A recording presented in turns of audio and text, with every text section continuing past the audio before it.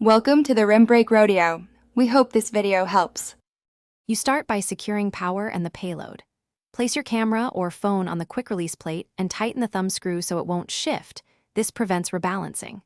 Once done, slide the plate into the gimbal and make sure the camera sits centered left, right, and fore-aft. Power on the L08 and watch the motors initialize. This aligns sensors. If the unit prompts for auto-calibration, accept it. This reduces drift and prepares you to fine-tune balance before motion. Now you balance each axis methodically.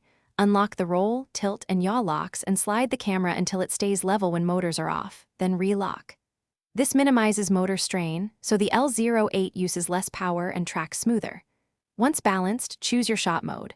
Follow for smooth pans, pan lock for locked horizon, selfie for front-facing.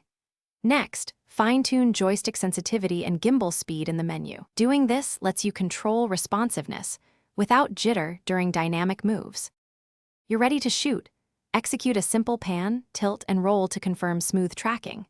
If you notice drift, stutter, or motor strain, stop and rerun the auto-calibration, then recheck balance. Small centimeter shifts make a big difference.